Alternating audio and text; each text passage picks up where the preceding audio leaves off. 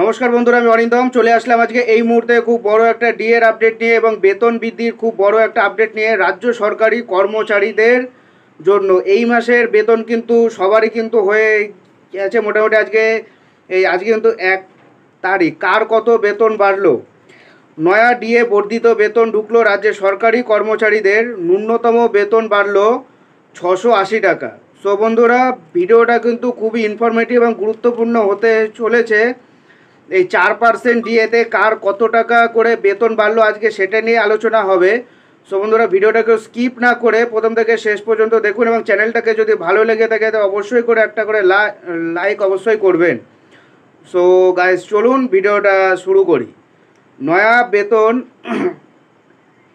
ঢুকলো রাজ্যের সরকারি কর্মচারীদের। ন্যূনতম বেতন বাড়লো 680 টাকা। নয়া ডিএ সহ বর্ধিত বেতন পকেটে ঢুকলো রাজ্যের সরকারি কর্মচারীদের। রাজ্য বাজেট ঘোষণার মতো বৃহস্পতিবার ডিএ সহ মে মাসের বেতন ঢুকলো রাজ্য সরকারি কর্মচারীদের। এদিন থেকে রাজ্যের সরকারি কর্মচারীদের মোট 14% হারে ডিএ পাচ্ছেন। মোটের ওপর সব ধরনের রাজ্য সরকারি কর্মচারীদের ক্ষেত্রে গড় 800 টাকার মতো করে বেড়েছে। একজন গ্রুপ ডি স্টাফের বেসিক বেতন 17,000 টাকা হলে 680 টাকা বেতন বেড়েছে।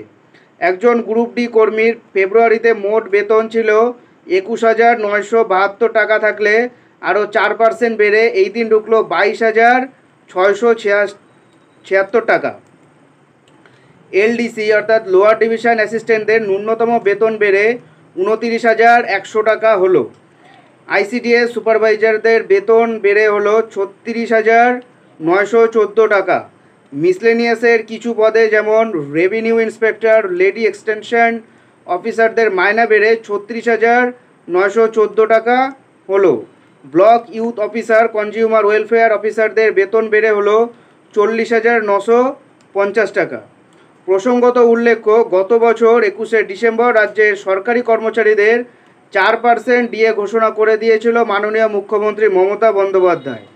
1.5 মাসের মাথায় ফের রাজ্য বাজেটে 4% ডিএ ঘোষণা করা হয়।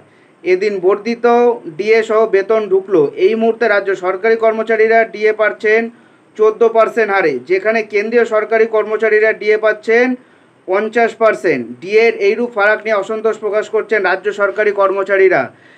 এবং কিন্তু কেন্দ্রীয় সরকারি কর্মচারীদের যারা 7ম বেতন কমিশন চলছিল, সেই বেতন কমিশনটা কিন্তু আবার করে নতুন করে শুরু হয়ে 8ম বেতন পে কমিশন কিন্তু চালু হতে চলেছে এবং এদের ডিএটা 50% থেকে আবার 0% থেকে আবার কাউন্টেবল শুরু হবে। সম্ভবত এবছর থেকে মোদি ভোটে জিতে আসলেই এই প্রসেসিংটা শুরু করে দেবে।